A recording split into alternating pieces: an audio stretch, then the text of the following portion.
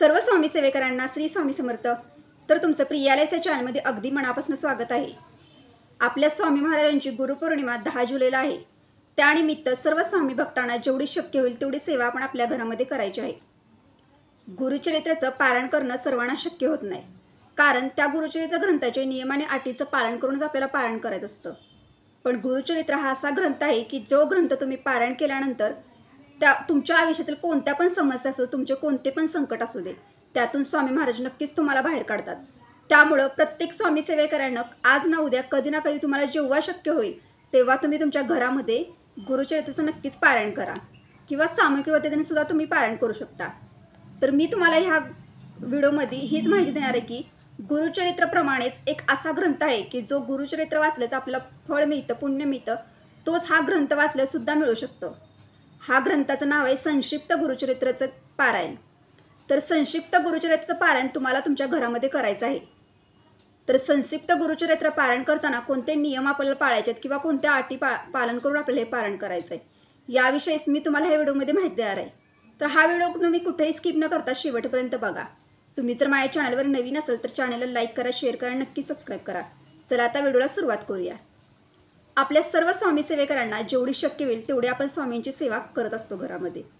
ज्या स्वामी सेवेकरांना दररोज सेवा करणं शक्य होत नाही, ती स्वामींची गुरुवारी किंवा इतर वेळीसुद्धा जेवढी वेळ मिळेल तेवढी सेवा ती घरामध्ये करत असतात।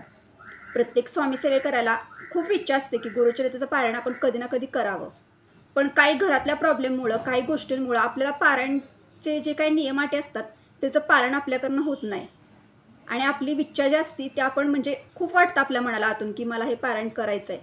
कारण गुरुचरित्र इतका प्रभावशाली ग्रंथ आहे की तुमच्या आयुष्यात कोणते पण समस्या असू दे, कोणतं पण संकट असू दे, कसला पण प्रॉब्लेम असू दे, यातून हे पारायण केल्यानंतर तुम्ही सहजरित्या बाहेर पडू शकतात। जास्त करून स्त्रियांना गुरुचरित्राचं पारायण करण्याची खूप इच्छा असते, पण तरीही त्यांना इच्छा असूनसुद्धा ते स्वतःही नियम अटीचं पालन करणार असतात। पण काही घरातले व्यक्ती असतात जे नियम आणि अटी पाळत नाहीत, त्यामुळे त्यांना गुरुचरित्राचं पारायण घरामध्ये करणं, काय मंदिरामध्ये करणं, सामूहिक पद्धतीने करणं सुद्धा शक्य होत नाही। तर त्या स्वामी भक्तांनी, त्या स्वामी सेवेकरांनी गुरुपौर्णिमेनिमित्त तुम्ही ह्या संक्षिप्त गुरुचरित्राचं पारायण आपल्या घरामध्ये नक्कीच करू शकता। संक्षिप्त गुरुचरित्र हा अतिशय प्रभावशाली ग्रंथ आहे।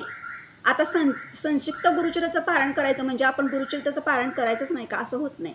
पण ज्या वेळेला तुम्हाला नियम आणि अटीचं पालन करणं शक्य होईल त्यावेळेला तुम्ही नक्कीच तुमच्या घरामध्ये 7 दिवसाचं गुरुचरित्राचं पारायण हे नक्कीच करा, किंवा तुम्ही सामूहिक पद्धतीने सुद्धा करू शकता। पण ज्या स्वामी सेवेकरांना कितीही प्रयत्न केले तरीसुद्धा गुरुचरित्राचं पारायण करणं शक्यच होईना, पण त्यांची इच्छा आहे, त्यांनी संक्षिप्त गुरुचरित्राचं पारायण आपल्या घरामध्ये सहजरित्या करू शकता। संक्षिप्त गुरुचरित्र खूप प्रभावशाली ग्रंथ आहे। ह्या ग्रंथानं सुद्धा तुमच्या आयुष्यात कोणती पण समस्या होते, तुमची कोणती पण चांगली इच्छा असू दे, ती स्वामी महाराज नक्कीच पूर्ण करतात। तुमच्या नोकरीविषयी प्रॉब्लेम असू दे, किंवा तुमचे विवाह जुळत नाही, तुमचं घराविषयी प्रॉब्लेम असू दे, तुमचं कोणत्याही कामामध्ये, व्यवसायामध्ये प्रगती होत नाही, कोणतं पण काम असू दे, तुमच्या आयुष्यातील जे प्रॉब्लेम असतात किंवा तुमची कोणती पण कामं असतील ती ह्या संक्षिप्त गुरुचरित्राचं पारायण शक्य होतील।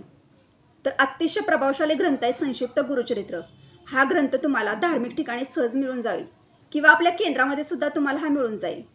जे काही तिथं स्टॉल लागतात, तिथं तुम्ही मावशींना वगैरे जरी सांगितलं, तिथं स्टॉलवर बसतात, ते सुद्धा तुम्हाला त्याच्याविषयी माहिती दिली की संक्षिप्त गुरुचरित्र हा ग्रंथ कुठे उपलब्ध होईल, पण धार्मिक ठिकाणी तुम्हाला सहज मिळून जाईल।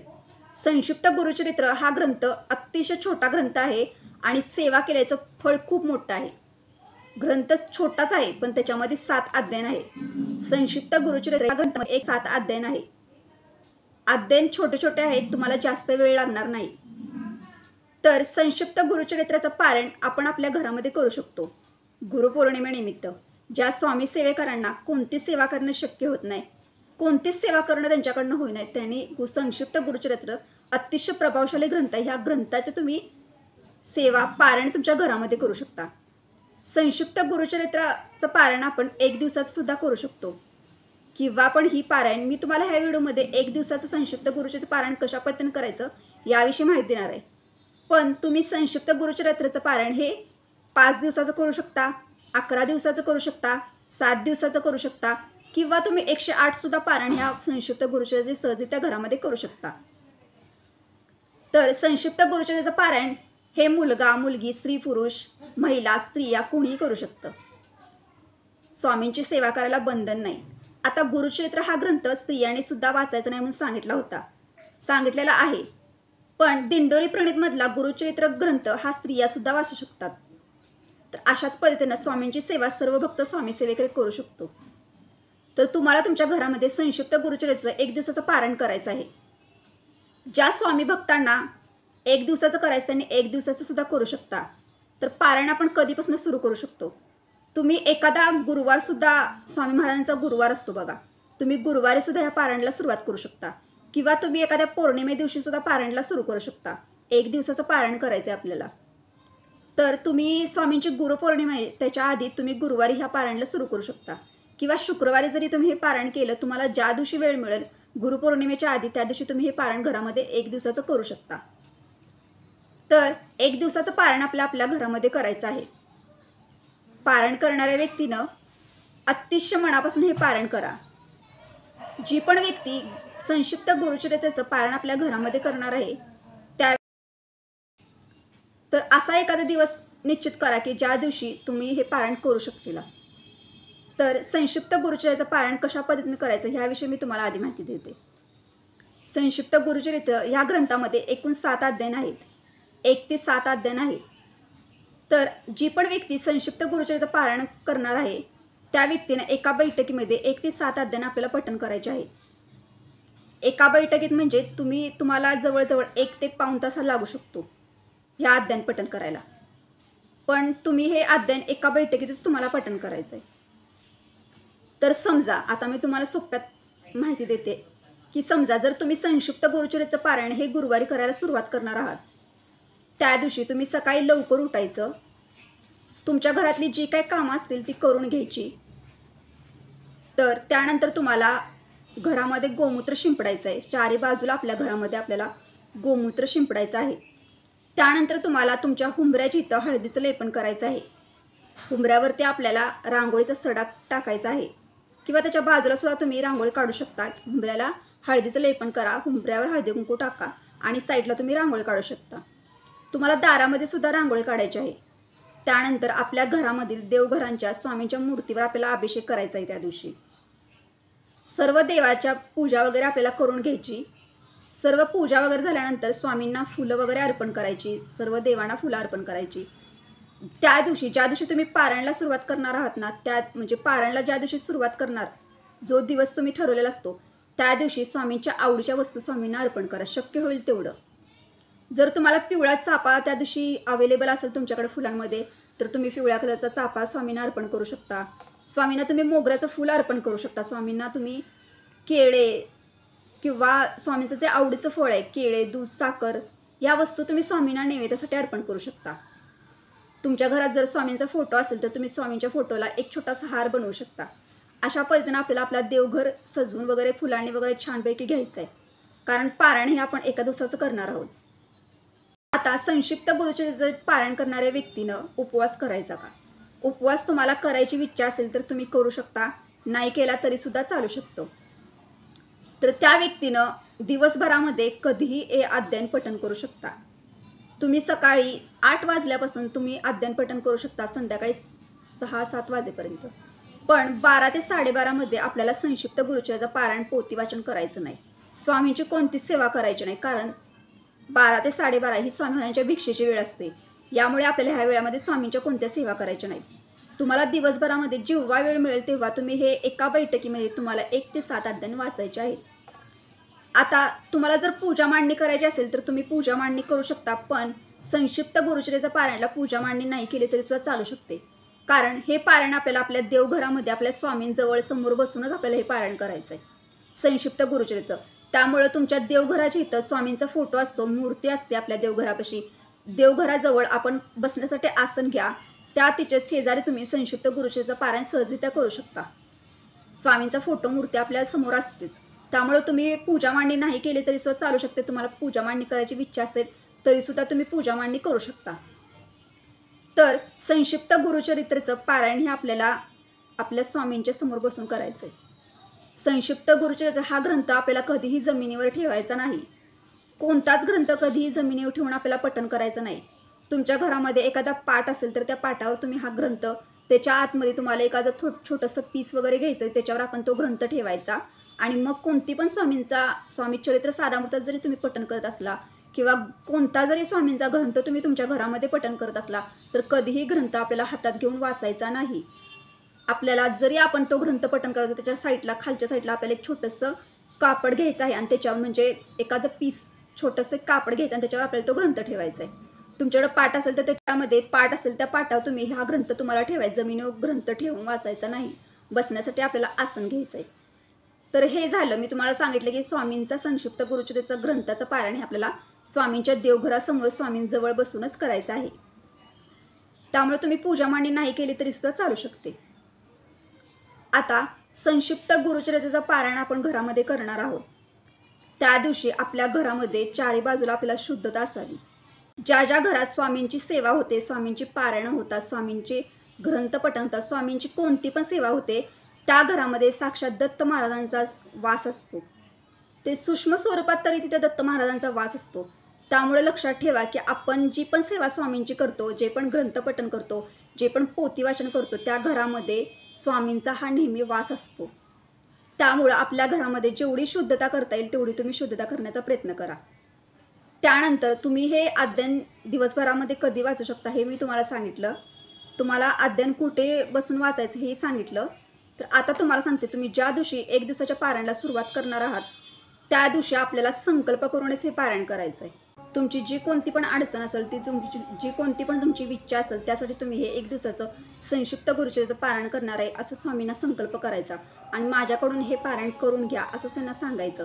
अशा पद्धतीने तुम्ही स्वामींना संकल्प करू शकता. संकल्प कशा पद्धतीनं करायचा याविषयी माहिती देणारा व्हिडिओ मी आपल्या चॅनलवरती टाकलेला आहे.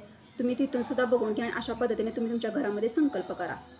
संकल्प आपण सकाळी करायचा आणि तुम्हाला त्यानंतर पोथी वाचायला सुरुवात करायची.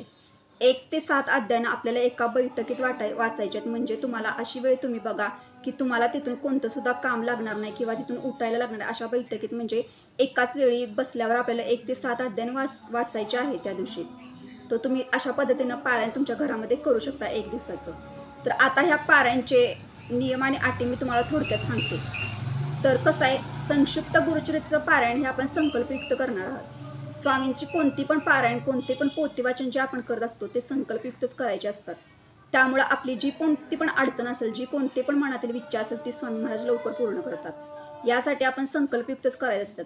आणि ज्या वेळेला आपण आपल्या घरामध्ये संकल्पयुक्त सेवा करत असतो ना, संकल्पयुक्त कोणती पण, त्यावेळेला आपल्या घरामध्ये आपल्याला मांसाहारी पूर्णपणे कडकडीत बंद करायचं आहे. मांसाहारी आपल्याला घरामध्ये बनवायचं नाही, मांसाहारी आपल्याला घरामध्ये करायचं सुद्धा नाही. 1 दिवसाचं तुम्ही संक्षिप्त गुरुचरित्र पारायण तुमच्या घरामध्ये करणार आहात. त्यामुळे तुम्हाला मांसाहारी पूर्णपणे बंद करायचं आहे. त्या दिवशी तुम्ही असा दिवस बघा की ज्या दिवशी तुमच्या घरामध्ये कोणत्याही प्रकारचा मांसाहारी पदार्थ बनवला जाणार नाही, दुसऱ्या कोणत्याही व्यक्तीनं बनवणार नाही, तुम्ही तर बनवायचं नाही, तुमचा तर विषयच नाही. कारण जी व्यक्ती सेवा करते त्या व्यक्तीनं पूर्णपणे मांसाहारी कडकडीत बंद करायचं असतं. आणि संकल्पयुक्त सेवा ज्या घरामध्ये होते त्या घरामध्ये संकल्प जोपर्यंत पूर्ण होत नाही तोपर्यंत कोणत्याही व्यक्तीनं नॉनव्हेज बनवायचंही नाही, नॉनव्हेज आपल्या घरामध्ये मांसाहारी आपल्या घरामध्ये करायचं नसतं. त्यामुळं मांसाहारी पूर्णपणे बंद करायचं आहे तुम्हाला जोपर्यंत तुमची पारायणं पूर्ण होत नाही. आता तुम्ही 1 दिवसाचं पारायण करणार आहात, 1 दिवसाचा संकल्प करणार आहात, तुम्ही 1 दिवसातसुद्धा हे पारायण करू शकता. पण जी व्यक्ती 7 दिवसाचं पारायण करणार आहे, 11 दिवसांचं पारायण करणार आहे संक्षिप्त गुरुचरित्राचं, किंवा 108 पारायण करणार आहे, 51 पारायण करणार, त्या व्यक्तीनं जोपर्यंत आपला संकल्प पूर्ण होत नाही, जोपर्यंत आपले पारायण पूर्ण होत नाही तोपर्यंत आपल्या घरामध्ये मांसाहारी बनवायचं नाही. दुसऱ्या कोणत्याही व्यक्तीनं मांसाहारी बनवायचं, मांसाहारी कडकडीत पाळायचंच आहे आपल्याला. तुम्ही स्वामींची कोणती जरी सेवा करत असलात, कोणतेही पारायण करत असलात तरी सुद्धा तुम्हाला मांसाहारी कडकडीत बंद करायचं आहे. अशा पद्धतीने तुम्ही करू शकता सेवा. तर आता तुम्हाला दुसरा एक नियम सांगते की जी पण व्यक्ती संक्षिप्त गुरुचरित्राचं पारायण करते त्या व्यक्तीनं झोपण्यासाठी तुम्ही एखादी चटई वगैरे घेऊ शकता किंवा स्वच्छ धुतलेलं तुमच्या घरामध्ये जे बेडशीट असतं, जे पण असेल सतरंजी वगैरे, त्यावर तुम्ही झोपू शकता. आपल्याला बेडवरती झोपायचं नाही, तुम्ही खाली चटेवरती ते टाकून झोपू शकता. तुमच्या अंगावरती धूत वस्त्र म्हणजे एकदम स्वच्छ वस्त्र असावीत. तुम्ही जे बेडशीट वापरणार आहात ते पूर्णपणे धुतलेलं असावं, स्वच्छ असावं, ह्याची काळजी घ्या. आणि त्यानंतर तुम्हाला अजून एक ह्याला नियम आहे की संक्षिप्त गुरुचरित्राचं पारायण करत असताना व्यक्तीनं परान्न खायचं नाही. परान्न म्हणजे काय, तर आपण जेव्हा बाहेर पारायण सुरू असते आपली, आता तुम्ही ह्या व्हिडिओमध्ये मी तुम्हाला माहिती एका दिवसाच्या पारायणाची विषयी माहिती देणार आहे. पण जी व्यक्ती 7 दिवसाचं करणार त्यांच्यासाठी पण मी सांगते, किंवा एका दिवसाचं करणार त्या व्यक्तीसाठी सुद्धा सांगते, की जी पण व्यक्ती परान्न त्या दिवशी तुम्हाला दिवसभरामध्ये कोणाच्याही घरचं खायचं आहे. परान्न म्हणजे काय थोडक्यात, तर तुम्हाला दुसऱ्यांच्या घरचं अन्न सेवन करायचं नाही. तुम्ही जर त्या दिवशी एकदम बाहेर गेला, हॉटेलमध्ये काही जेवण असेल किंवा कोणाच्या लग्न समारंभ असतील त्या दिवशी, तर तुम्हाला तिथलं सुद्धा अन्न सेवन करायचं नाही. तुम्हाला तिथलं काही सुद्धा खायचं नाही. तुमच्या घरामध्ये जी भाजी पोळी चपाती बनवली तीच आपल्याला त्या पारायणच्या काळामध्ये खायची आहे. आपल्याला परान्न पूर्णपणे बंद करायचं आहे पारायणच्या काळामध्ये, लक्षात ठेवायचं. त्यानंतर तुम्हाला ब्रह्मचर्य पूर्णपणे पाळायचं आहे. जोपर्यंत तुमचं संकल्पयुक्त पारायण पूर्ण होत नाही तोपर्यंत तुम्हाला ब्रह्मचर्य हे पाळायचंच आहे. अशा पद्धतीने तुम्ही तुमच्या घरामध्ये संक्षिप्त गुरुचरित्राचं पारायण करू शकता. तर 1 दिवसाचं पारायण आहे. वेळ तुम्हाला खूप कमी लागतो आणि नियम अटीसुद्धा खूप कमी आहेत. फक्त आता तुम्हाला जे आपल्याला भाज्या खायच्यात किंवा आपल्याला काय खायचं ह्या दिवशी किंवा आपण काय खाऊ शकतो ह्याविषयी पण सांगते. तर कसं आहे, संक्षिप्त गुरुचरित्र तुम्ही 1 दिवसाचं पारायण जर करणार असाल, काही स्वामी भक्तांचा गुरुवार असतो, म्हणजे गुरुवारी आपला उपवास असतो, तर तुम्ही उपवास म्हणजे गुरुवारी जर हे पारायण केलं किंवा तुम्ही शुक्रवारी जरी पारायण केलं तरी सुद्धा कुठल्याही दिवशी तुम्हाला जो दिवशी वेळ मिळेल त्या दिवशी तुम्ही गुरुपौर्णिमेच्या आधी हे पारायण 1 दिवसाचं आपल्या घरामध्ये सहजरित्या करू शकता. समजा तुम्ही पदार्थ खाऊन सुद्धा उपवास करू शकता, किंवा जे स्वामी सेवेकरी गुरुवारी उपवास करत नाहीत त्यांनी आपल्या घरामध्ये जी भाजी भाकरी पोळी बनेल ती खाल्ली तरी सुद्धा चालू शकते. पण एक गोष्ट तुम्हाला लक्षात ठेवायची, की तुम्हाला कांदा लसूण वर्ज्य आहे. कांदा लसूण खायचा नाही, एवढं फक्त लक्षात ठेवा. भाज्या तुम्ही सर्व प्रकारच्या भाज्या तुम्ही खाऊ शकता, फक्त कांदा लसूण वर्ज्य. ह्याचा अर्थ तुम्हाला कळला, की तुम्ही आपण जे घरामध्ये चटणी बनवतो जी जेवणामध्ये वापरण्यासाठी, त्याच्यामध्ये कांदा लसूण हा असतो. त्यामुळे शक्यतो तुम्ही ते यूज करू नका, वापरू नका. ते तुम्ही जे मिरची पूड असते त्याची भाजी वगैरे बनवा आणि ती खावा, कारण त्या चटणीमध्ये आपण कांदा लसूण हा वापरतो. त्यामुळे ते वापरू नका, कारण ह्या पारायणला, एका दिवसाच्या पारायणला सुद्धा, आणि तुम्ही जे 7 दिवसात जर संक्षिप्त पारायण करणार असेल, 11 दिवसांत करणार असेल तरी सुद्धा तुम्हाला कांदा लसूण हा पूर्णपणे वर्ज्य करा. कांदा लसूण बंदच करायचं. कांदा लसूण आपल्याला ह्या दिवसामध्ये खायचं नाही. तुम्ही चपाती भाकरी भाजी हे म्हणजे चपाती, असं नाही की तुम्ही गुरुचरित्र पारायणला कसं आहे, आपल्याला जर 7 दिवस चपाती खायला तर आपल्याला 7 दिवस चपाती खायची असं काही नाही. तुम्ही ह्या पारायणला सकाळी चपाती खाऊ शकता, संध्याकाळी भाकरी खाऊ शकता, सकाळी भात खाऊ, म्हणजे सकाळी असं सगळं चपाती भाकरी बाजरीची भाकरी तिन्ही पदार्थ तुम्ही खाऊ शकता. भाज्या तुम्ही सर्व प्रकारच्या भाज्या खाऊ शकता, फक्त कांदा लसूण वापरलेली भाजी आपल्याला खायची नाही. एवढे नियम, अगदी सोपे नियम आहेत, महत्त्वपूर्ण नियम आहेत. तुम्ही अगदी मनापासून ह्या नियमाचं पालन करा आणि संक्षिप्त गुरुचरित्राचं पारायण करा. ज्या स्वामी भक्तांना खूप प्रयत्न करून सुद्धा गुरुचरित्राचं पारायण करणं शक्य होईना, त्या व्यक्तीनं संक्षिप्त गुरुचरित्र अतिशय प्रभावशाली सेवा आहे. खूप म्हणजे खूप महत्त्वाची सेवा आहे आणि कमी वेळामध्ये सेवा होते. तुम्हाला अध्ययनसुद्धा खूप छोटे आहेत. तुम्हाला लई 1-1.5 तास लागू शकतो कमीत कमी, पण तुम्ही जो पण वेळेला तुम्ही अध्ययन पठण करणारा बसणार आहात त्यावेळेला ते अध्ययन तुम्हाला शांत स्वरात वाचन करायचे, की ज्या वेळेला तुम्ही अध्ययन पठण करत असता त्यावेळेला शब्द हा तुम्हाला स्वतःला समजला पाहिजे. आणि अध्ययन अशा प्रकारे पठण करा की तुम्हाला स्वतःला ऐकू येतील अशा आवाजामध्ये पठण करा. मनातल्या मनात आपल्याला स्वामींचे कोणतेही पारायण कोणतेही अध्ययन पठण करायचे नसतात. मोठ्या आवाजामध्ये जेवढं तुम्ही ऐकू शकता तेवढ्या आवाजामध्ये तुम्हाला हे अध्ययन पठण करायचं आहे. सेवा मनापासून करा. तुमचा कोणती पण इच्छा असू दे, कोणता पण प्रॉब्लेम असू दे, कोणती पण अडचण असू दे, यातून स्वामी तुम्हाला नक्कीच मार्ग दाखवतील. त्याचप्रमाणे तुम्ही हे पारायण एका दिवसाचं करू शकता. तुम्हाला गुरुपौर्णिमेच्या आधी कोणता पण असा दिवस बघा की त्या दिवशी तुम्ही हे सर्व नियम अटीत सुद्धा पाळू शकता, किंवा तुमच्या घरामध्ये मांसाहारी बनवलंच जाणार नाही तो दिवस बघा, आणि त्या दिवशी तुम्ही हे पारायणला संक्षिप्त गुरुचरित्राच्या पारायणाला सुरुवात करा. किंवा तुम्हाला जर असं वाटत असेल की गुरुपौर्णिमेपर्यंत 7 दिवसाचं पारायण करायचं आहे, तर तुम्ही 7 दिवसाचं अशा पद्धतीनेच पारायण करू शकता. 11 दिवसात सुद्धा तुम्ही पारायण करू शकता. पण ज्या स्वामी भक्तांना एका दिवसाचं करायचं आहे त्यांनी मी जी माहिती सांगितली अशा पद्धतीने केलं तर सुद्धा तुमच्या घरामध्ये चालू शकतं.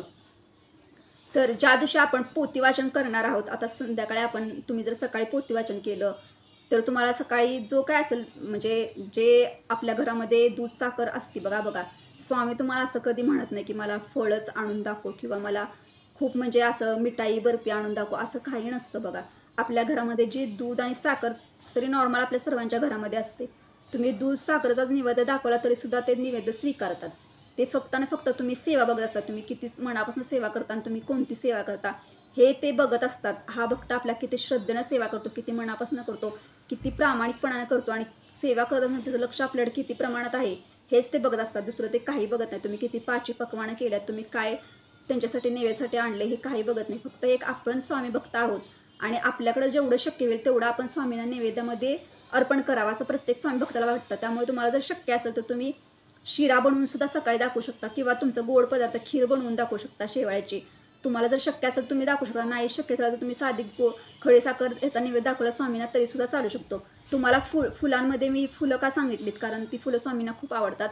आणि आपण असं पण बाजारामध्ये वगैरे मार्केटमध्ये जर गेलो आपण तर फुलं वगैरे आपण स्वामीसाठी घेऊन येणार गुरुवारची, तर त्यामध्ये एखादं फुल पिवळ्या कलरचं तुम्हाला फुल सहजरित्या मिळू शकतं. तुम्ही ते अर्पण करू शकता. अशा पद्धतीने तुम्ही सेवा करू शकता. अध्यान तुम्ही सकाळी जर वाचन केलं तर तुम्ही अशा पद्धतीने नैवेद्य दाखवू शकता. आता संध्याकाळी आपल्याला स्वामी महाराजांना नैवेद्य दाखवायचं. संध्याकाळी जरी तुम्ही 4:30च्या दरम्यान 5:30च्या दरम्यान अध्ययन पठण केलं तरीसुद्धा चालू शकतात. दिवसभरामध्ये जेव्हा तुम्हाला वेळ मिळेल तेव्हा तुम्ही हे 7 अध्ययन एका बैठकीमध्ये आपल्याला पठण करायचं आहे. म्हणजे ज्यावेळेला आपण पुस्तक पठण करत असतो, अध्ययन पठण करत असतो, त्यावेळेला आपल्याला कोणासोबतही बोलायचं नाही, काहीसुद्धा करा. फक्त आणि फक्त आपल्याला अध्ययन ते व्यवस्थित पठण करायचे. हे लक्षात ठेवून तुम्ही पारायण करा. संध्याकाळी तुम्हाला तुमच्या घरामध्ये आपल्या घरामध्ये जी भाजी चपाती किंवा त्यांना स्वामींना जो पदार्थ आवडतो, शेवयाची खीर बनवा किंवा कांदे भजी बनवा, चपाती बनवा, एखादी भाजी बनवा किंवा दूध साखर घ्या एखाद्या ताटामध्ये. सर्व पदार्थ एकत्र करा.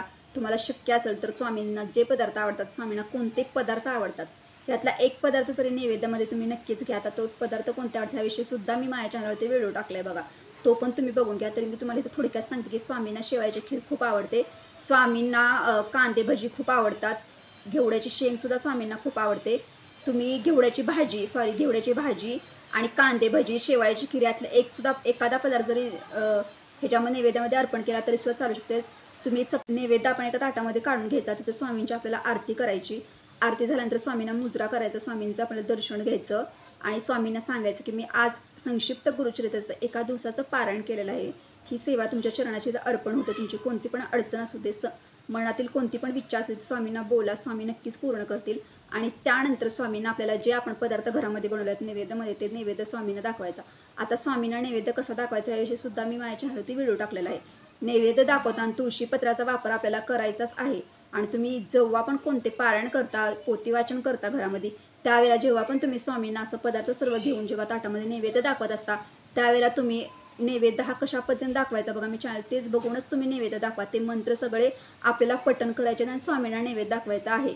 तुम्ही न चुकता हे करत जा. इतर वेळेला जेव्हा तुम्ही दूध साखरेचा नैवेद्य दाखवतो त्यावेळेला जरी आपण तुळशीपत्र घेतलं एखादं आणि स्वामी नैवेद्य दाखवलं तरी चालतो, पण जेव्हा आपण सर्व पदार्थ ताटामध्ये घेतो त्या वेळेला आपण सर्व मंत्र म्हणूनच आपल्याला स्वामींना नैवेद्य दाखवायचा आहे. आणि स्वामींना तर सकाळ संध्याकाळ नैवेद्य हा दाखवलाच पाहिजे.